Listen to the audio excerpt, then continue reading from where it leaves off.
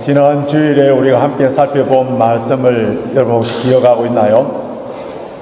세례 요한이 자기의 제자들을 예수님께 보내어서 오실 그이가 당신입니까? 아니면은 다른 이를 기다려야 합니까? 이런 질문하는 본문 말씀을 가지고 오해로 인하여 실족하지 맙시다 라는 제목으로 말씀을 전했는데요. 지난 한 주간 동안에 그 말씀을 받고 그 말씀을 마음에 새기고 묵상하여서 그래서 오해를 하지 않으려고 노력하고 그렇게 함으로 말미암아 실족하지 않은 분들, 이런 분들은 매주일마다 그 말씀에 힘을 입어서 살고 있기 때문에 말씀의 능력 안에서 승리하는 자리를 할 수 있습니다. 그러나 대부분의 사람들은 교회당 문을 열고 나가면서부터 설교 제목까지도 다 잊어버리고 선포된 말씀과는 아무 상관없이 그냥 내 뜻대로, 내 고집대로, 내 감정대로 살아버렸다면은 말씀 따로, 생활 따로, 주일날 여기 와서 앉아있다 하더라도 지난 주일 설교 제목까지도 기억이 안 날 정도로 말씀 따로, 그냥 생활 따로 이렇게 사는 사람들은 별것 아닌 문제 때문에 오해를 하여서 그래서 자기도 시험에 들고 실족하고 다른 사람도 실족해 해버리는 그런 삶을 또 한 주간 동안 살아왔다면은 오늘 장로님께서 기도해 주신 것처럼 회개하고 주님께 책망을 받아야 되고요. 뿐만 아니라 성령의 어루만지심을 받아야 됩니다.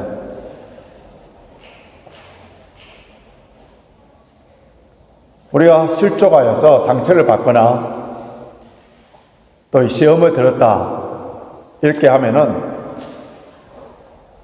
죄성이 많은 우리들에게 나타나는 반응은 환경 탓이다, 다른 사람의 탓이다, 다 변명하고 핑계대고 다른 사람의 탓을 돌리는데 엄격하게 따지자면은 다 자기 탓에 좀 더 깊게 들어가면은 주님에 대한 나의 믿음의 부족함, 연약함,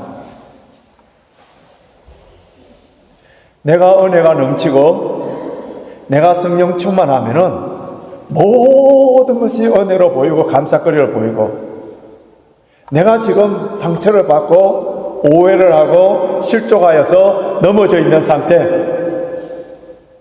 그러면은 말하는 말 한마디 하나, 행동 하나, 모든 것들이 남에게 상처를 주고 아픔을 주는 거예요.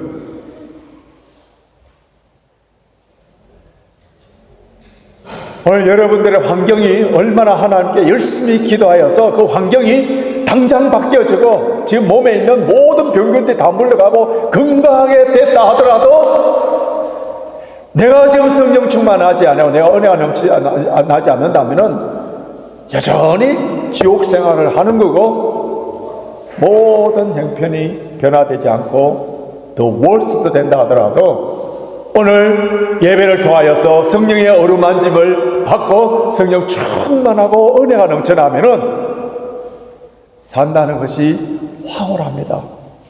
감사가 터져나오고 저는 요즘 좀 은혜를 좀 받고 있습니다.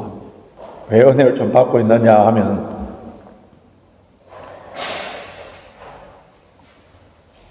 우리 교회 성도들을 새벽마다 이름을 불러가면서 특별히 우리 주일 학생들 한 사람 한 사람 이름 불러가면서 기도를 하면은 정말 눈물이 나오거든요. 감사가 나오거든요. 여러분 제가 늘 강조하는 거 있죠. 사랑하면 기도한다. 교회를 사랑하고 목사를 사랑하고 성도를 사랑하면은 이번 주일날 반드시 기도 가운데 그 이름이 나오게 됩니다. 그런데 한 번도 기도하지 않았다. 사랑한다는 말은 다 거짓말이에요. 사랑하면 기도합니다.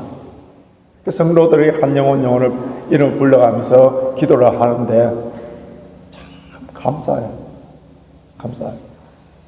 그리고 20년 동안 이 교회를 제가 목회를 해오면서 어느 런던에 있는 아니면 한국에 있는 어느 교회와 비교하여도 나는 행복한 목사다. 행복한 목사다. 이렇게 생각합니다. 비록 저희 집은 환경적으로 부엌공사가 45일 만에 끝난다고 해가지고 공사 시작했는데 석 달이 지금 지나가고 있습니다. 부엌이 없어요, 지금. 그런데도 더 잘 먹고 있고요. 소음과 그리고 먼지, 집안은 엉망이에요, 낮에는. 낮에는 우리 집에서 나는 소리, 밤에는 모츠박스 스테이션, 거기에 리프트 만든다고 밤새도록 일을 하여서 밤에 잠을 자지 못하도록 만드는 그런 소음들, 이런 환경에 있지만은, 그래 여러분들이 늘 기도해 주신 것처럼 악성적인 헤이피버, 그냥 눈물 흘리고 콧물 나는 그게 아니라 악성적인 헤이피버, 척추근 협착증으로 보름 동안 매일같이 진통제를, 그것도 가장 강한 진통제를 맞아야 돼요. 지금 또 여전히 허리 통증은 레벨이 10이라면은 5 이상은 넘는 그런 통증을 갖고 있습니다만은, 그러나 저는 이런 환경 건강의 문제 때문에 저의 기쁨과 행복을 망치거나 빼앗기려고 하지 않아요. 절대로 빼앗기려고 하지 않습니다.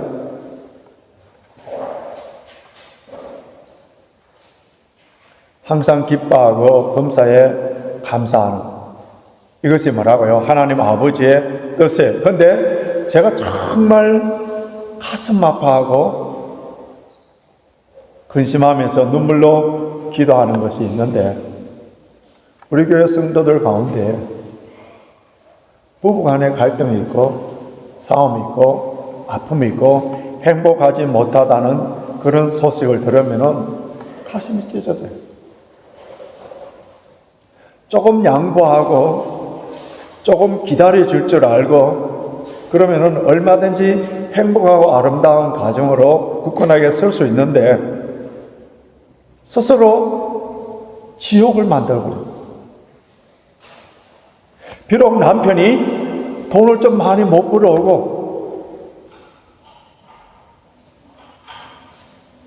비록 남들처럼 그렇게 크게 건강하지 않는다 하더라도 얼마든지 행복하고 아름다운 가정을 이룰 수가 있는데,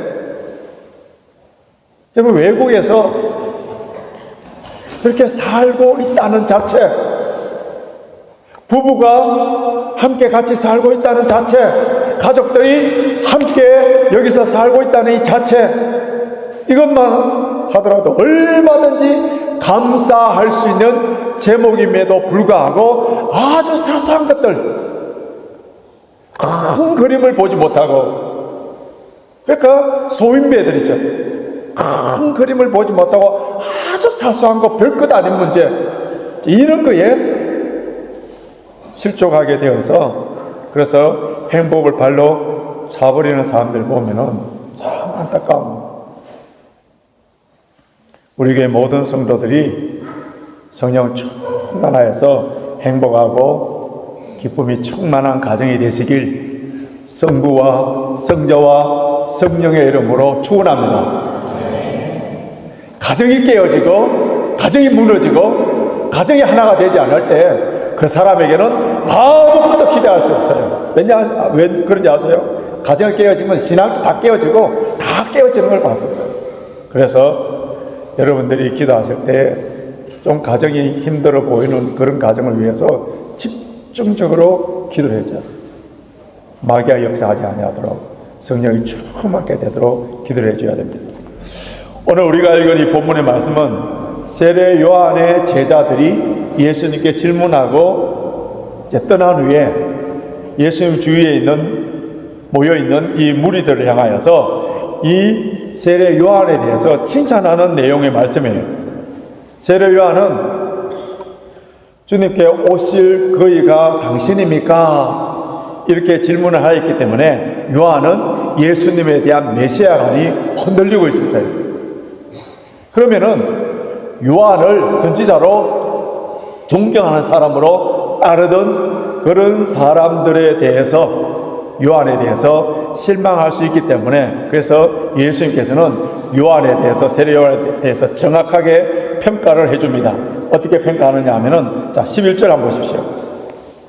내가 진실로 너에게 말하노니 여자가 낳은 자 중에 세례 요한보다 큰 이가 일어남이 없도다.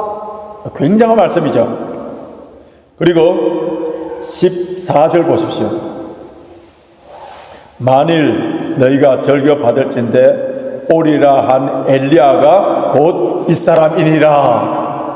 우리가 이것을 잘못 보면은 엘리야가 성천했던 엘리야가 다시 환생했나 이렇게 생각하는데 이것을 잘 알려고 하면은 누가복음 1장 17절에 명확하게 나와 있습니다. 누가복음 1장 17절에 뭐라 되어 있냐면은 엘리야의 심령과 능력으로 주의 길을 예비하는 자.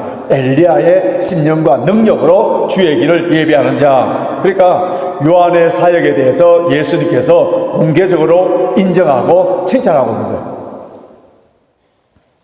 여기서 우리 예수님의 칭찬을 통하여서 우리에게 주는 귀한 교훈이 있습니다. 우리 주님은 사람들에게 어떤 연약한 점, 부족한 점 이것을 발견해서 그것을 크게 보고 그 초점에 맞춰서 그것 때문에 실망하고 소문을 퍼뜨리고 정죄하는 것이 아니라 칭찬할 만한 것을 찾아서서 격려하고 위로하고 용기를 주고 힘을 북돋아 주는 거예요. 예수님께서 요한에 대해서 칭찬할 때가 언제냐면은 그 요한의 제자들이 질문을 하고 떠나간 후에 그 주변에 있는 무리들에게 그래서 우리 주님은 요한에게 아첨을 하기 위한 목적도 아니에요. 잘못된 칭찬은 그 사람을 교만하게 만들고 넘어지도록 만드는데 예수님께서는 요한에 대한 칭찬은 모든 백성들 주위에 있는 모든 사람들의 영적 유익을 주기 위해서 칭찬한 거예요. 한때 영광스럽게 주의 길을 예비하던 그 사역들을 기억하라는 거예요. 자, 7절, 8절 한번 보시기 바랍니다. 오늘 본문 7절, 8절 하반절을 보면은 너희가 무엇을 보려고 광야에 나갔더냐? 바람에 흔들리는 갈대냐? 그러면 너희가 무엇을 보려고 나갔더냐? 부드러운 옷 입은 사람이냐? 부드러운 옷 입은 자들은 왕궁에 있느니라. 9절도 보면은 그러면 너희가 어찌하여 나갔더냐? 선지자를 보려더냐? 옳다. 내가 너희에게 이르노니 선지자보다 나은 자니라. 자, 이 말씀은 무슨 말씀이냐 하면요, 요한은 바람에 흔들리는 갈대가 아니라는 거예요. 바람에 흔들리는 갈대라는 것은 현실의 이익을 쫓아서 신앙의 지조가 다 흔들리는 그런 사람이라면은 여기 부드러운 옷, 부와 명예를 최고 가치에 둔 세속주의자들, 요한은 이런 자가 아니라는 거예요. 심지가 견고한 자고 의를 위하여서 목숨을 의에 투사라는 거예요. 그리고 그의 아버지가 제사장 사가라지 않습니까?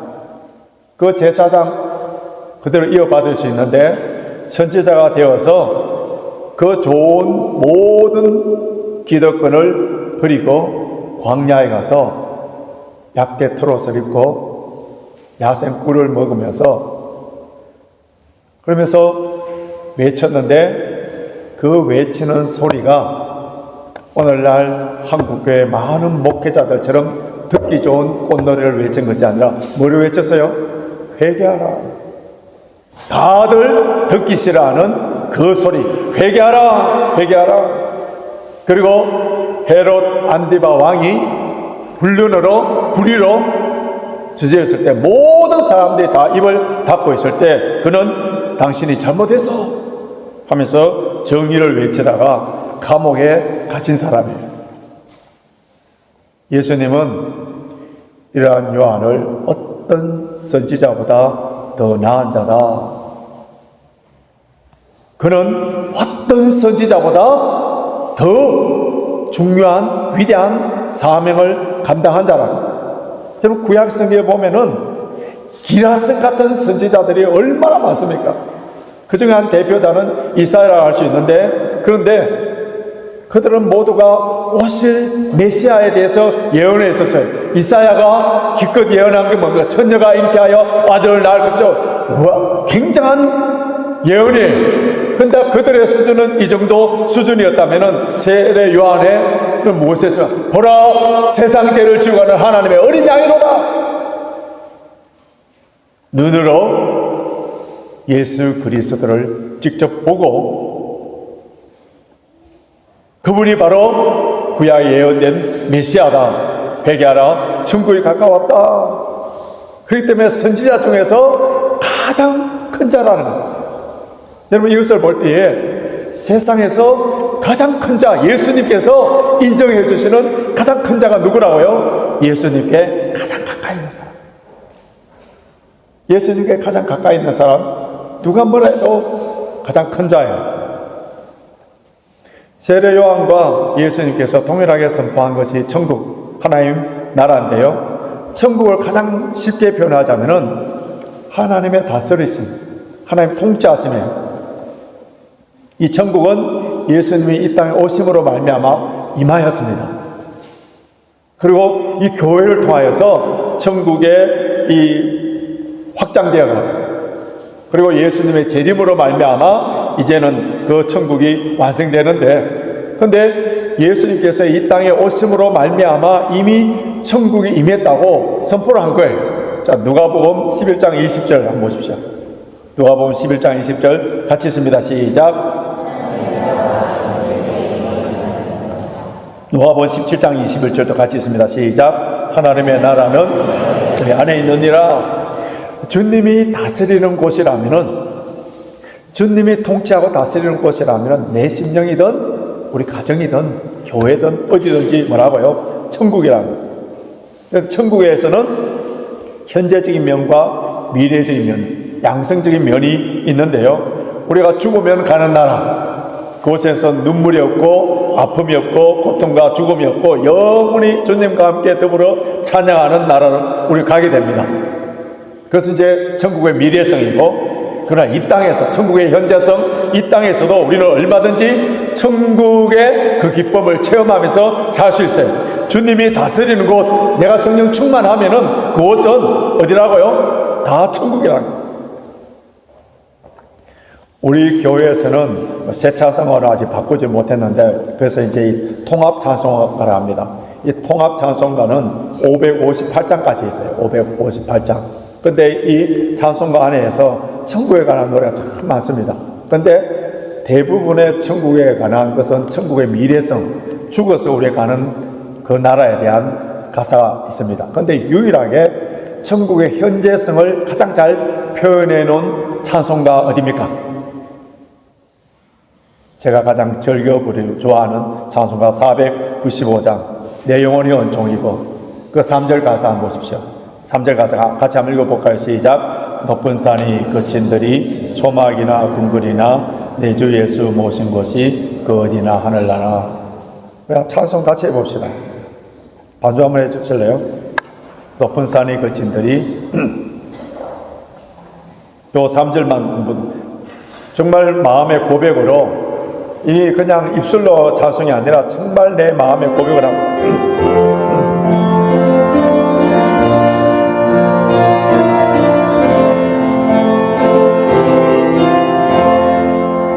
높은 산이 거친들이 초막이나 궁궐이나 내 주 예수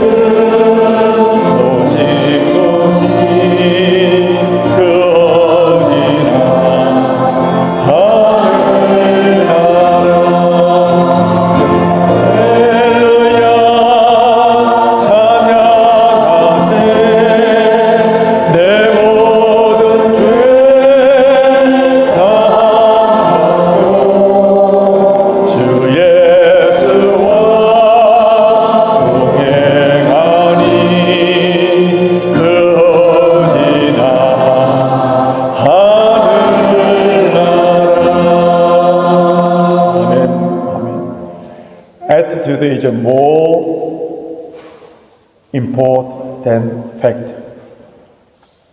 그런 말이 있지 않습니까? 사실이나 환경보다도 내 태도, 삶에 대한 해석이 더 중요하다는 거예요. 여러분, 주님께서 내 마음을 다스려 주시면, 우리 가정을 다스려 주시면은 높은 산인들, 거친 들인들, 우리는 여기에 목을 메고 야단인데, 그것이 여러분 높은 데 산에 등산해 보면은 밑에 보면은 다 조마조마하게 보이는 것처럼 영적인 거장으로서 살면은 주님이 내 마음에 모시고 사는 이 자체, 조금 전에 우리 불렀던 자성처럼 주님을 닮기를 원하고, 이것이 우리의 신앙의 궁극적인 목적이 됩니다. 사도 바울은 자업자득이었습니까?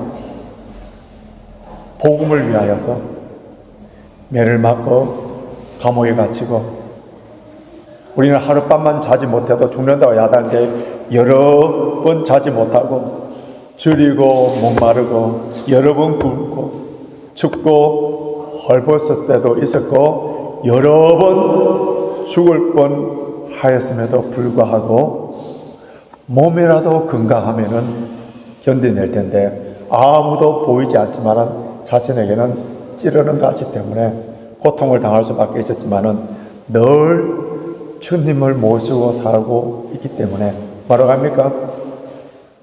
항상 기뻐하고 범사에 감사합니다.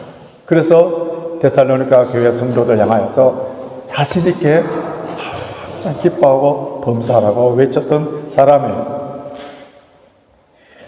이러한 천국을 매일매일 삶 속에 우리가 누리기 위해서는 어떻게 신앙을 생활해야 되느냐? 우리 주님께서 분명히 밝혀줬는데 12절 한번 보시기 바랍니다. 12절. 자, 12절 같이 있습니다. 시작. 세례 요한의 때부터 지금까지 천국은 침노를 당하나니 침노하는 자는 빼앗느니라. 여러분, 이 구절이 성경에서 아마 가장 어려운 구절로 그렇게 지금 보는데요. 굉장히 어렵습니다. 침노라는 이 단어는 영어 쓰면 violent, 폭력의 폭력. 그러면 천국이 침노를 당한다. 이런 자 수동태로 되어 있거든요. 천국이 침노를 당한다. 그러면 천국은 악한 자들에 의해서 폭력으로 공격을 당한다. 그런 의미가 됩니다. 그런데 여러분 잘 이해가 됩니까?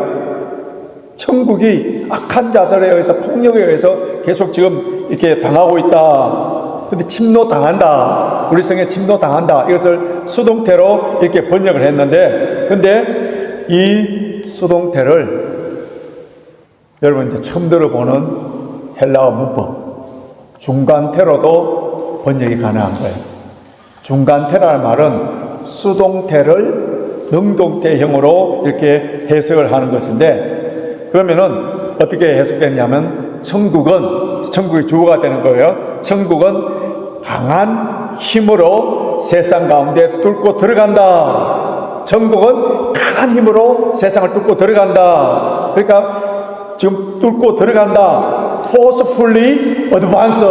이렇게 해석이 될 수 있는데, 이것을 잘 이해하기 위해서는 누가복음 16장 16절 보면은 이런 의미구나 알 수 있어요. 누가복음 16장 16절을 보시기 바랍니다. 같이 읽겠습니다. 시작. 율법과 선지자는 요한의 때까지요, 그 후로부터는 하나님의 나라의 복음이 전파되어 사람마다 그리로 침입한다는 이 말과 침노라는 말 같은 말이에요. 율법과 선지자, 구약성경 옛세대, 그것을 어디까지 했다고요? 세례 요한 때까지. 그 이후에는 뭐가요? 예수 그리스도의 복음이 어떻게 된다요? 왕성하게 세상을 뚫고 들어간다는 거예요. 선지자와 율법까지는 오실 메시아에 대해서 선포된 말씀이라면, 이제 예수 그리스도가 오심으로 말미암아 하나님 나라의 복음이 이제 마귀의 영역 세상 가운데서 아주 강하게 전파되기 때문에, 그래서 강하게 전파되는데 강한 저항과 핍박을 받기를 방한다는 거예요. 우리가 복음을 전할 때에 예수를 믿지 못하도록, 그리고 천국에 들어가지 못하도록 온갖 수단 방법을 다 동원하여서, 그래서 악한 세력들이 방해하고 있기 때문에, 그래서 천국을 위해서 어떻게 해야 된다고요? 투쟁하고 전쟁을 해야 된다. 마귀는 견고한 진을 만들어서 자기 편에 있는 백성, 자기 진영에 있는 그 사람을 한 사람도 빼앗기지 않으려고 복음을 받아들이지 못하도록 방해를 한다는 거예요. 그러나 예수님께서는 십자가를 지시고 부활하심으로 말미암아 사단 권세를 깨뜨리시고 인류의 모든 죄악을 다 갚으시고 다 이루었다 선포하시고 예수를 믿는 자, 예수 그리스도 안에 있는 모든 사람들은 주님과 함께 이미 이긴 자예요. 다 이긴 자예요. 그러나 아직 우리에게는 싸움이 남아 있습니다. 전투가 남아 있어요. 예수님께서는 사단의 머리를 깨뜨려 부서뜨렸습니다. 사탄의 세력을 무력화시켰었어요. 그러나 완전한 승리는 주님이 재림하실 때, 주님이 재림하실 때 그날에 이루어집니다. 그렇기 때문에 주님이 재림하시는 그날까지는 이 세상에는 여전히 영적인 전쟁을 치러야 됩니다. 그래서 하나님 나라에 대해서 설명에 대해서 영어로 가장 잘 표현된 것이 already, 예수님께서 이미 오심으로 말하면 이미 하나님 나라에 임하였고 not yet, 예수님이 재림하셔야 돼요. not yet, already, not yet. 이 중간에 우리가 살고 있기 때문에 뭐가 있다고요? 계속적인 유혹과 핍박과 영적 전쟁은 계속적으로 해야 되는 거예요. 마귀는 오늘 또 저와 여러분들에게 믿음이 좀 약하고 흔들린 사람은 환난과 핍박으로, 때로는 시험과 유혹으로, 그러나 믿음이 좀 강하고 신앙생활 잘하는 사람들에게는 뭐를 주는지 아세요? 편안한 삶으로 우리를 넘어뜨리려고 합니다. 베드로전서 5장 8절 보면은 우는 사자와 같이 두루 삼킬 자를 찾는다 했어요. 그래서 어떻게 하라고요? 근신하고 깨어있어라. 근신하고 깨어있어라. 여러분, 근신하고 깨어있기를 위해서는 어떻게 해야 됩니까? 성령 안에서 기도를 해야죠. 마귀는 영적인 존재이기 때문에 우리가 영적으로 싸워서 이기기 위해서는 예수님의 도움과 능력을 받아야 됩니다. 주님의 능력을 받아야 됩니다. 그러기 위해서는 깨어서 기도해야 됩니다. 근데 마귀는 무장을 하여서 자기가 싸울 때에 자기가 질 수 있기 때문에 무장 해제를 하기 위해서 온갖 변명과 핑계거리를 대면서 기도하지 못하도록 만듭니다.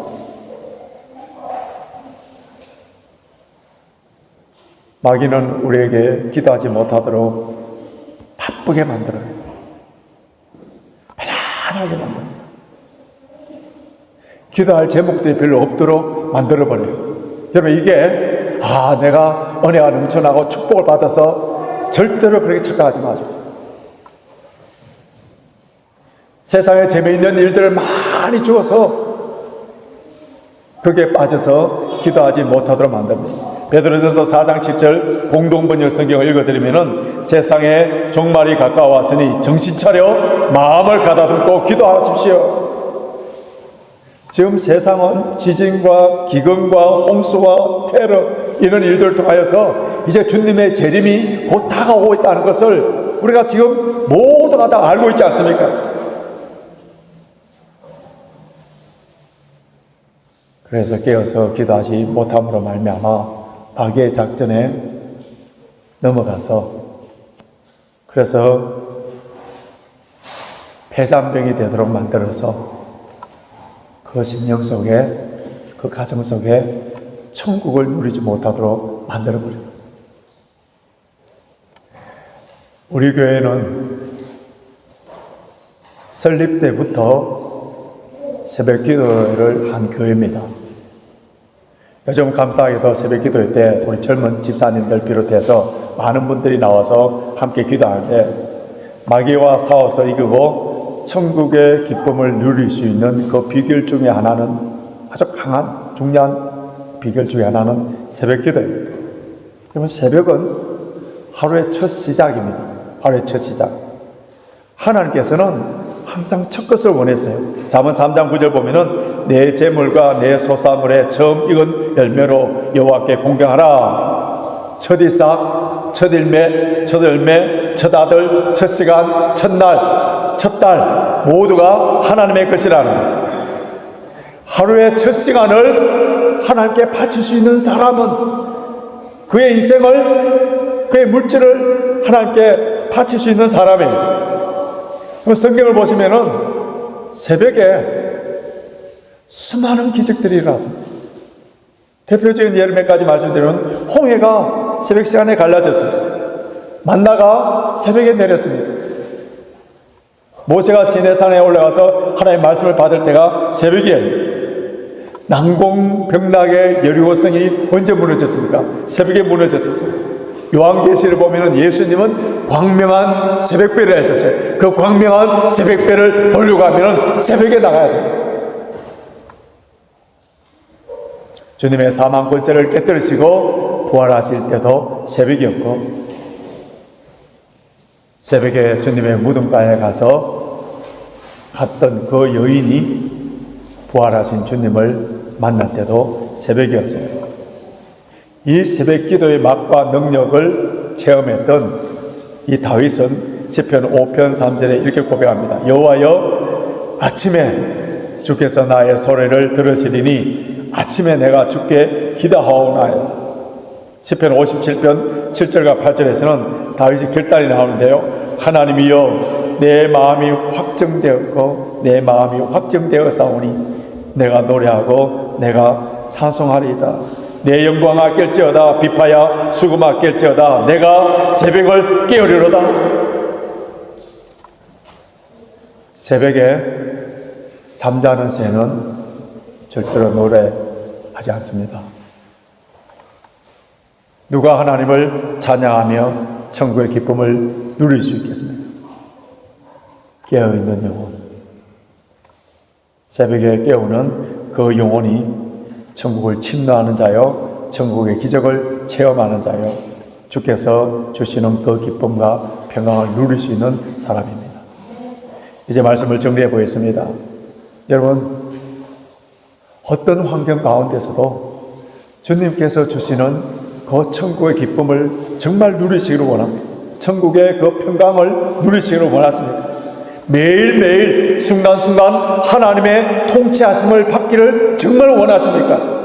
사탄의 세력과 싸워서 날마다 승리하기를 원하십니까? 그러기 위해서는 천국을 침노하는 자가 되어야 되는데 어떻게 해야 되나? 강한 구사가 되지 아니하고는 사탄의 세력에 패배를 당하는 거예요.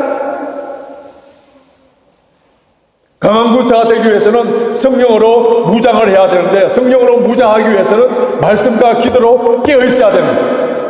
날씨가 덥고 방학이고 휴가 시절이고 이런 걸 통하여서 우리의 신앙을 느슨하게 만들어 보십시오. 우리 가정이 어떻게 되는가? 우리 교회가 어떻게 되는가? 이럴수록 깨어있는 성도 몇 명이라도 영적 무장을 하여서 우리 성도의 연약한 가정을 위하여, 교회를 위하여서 기도할 때 하나님의 통치하심이 있고 이 땅에서 천국의 기쁨을 누리게 됩니다. 오늘 마지막 말씀 15절 한번 보시 바랍니다. 15절 같이 읽습니다. 시작. 귀 있는 자는 들을지어다. 저희 교회 성도들 가운데 귀 없는 분은 한 분도 없습니다. 다 귀가 있어요. 뭐라고요? 귀가 있으면은 더 꼭 깨달아. 오늘 성찬식을 합니다. 눈이 있는 자는 볼지어다. 주님의 그 사랑을 오늘 눈으로 확인하고 들은 말씀을 통하여서 깨어서 기도함으로 말미암아 영적 무장이 되어서 날마다 순간마다 천국의 기쁨을 누리는 그리스도의 강한 군사들이 되시길 주님의 이름으로 축원합니다.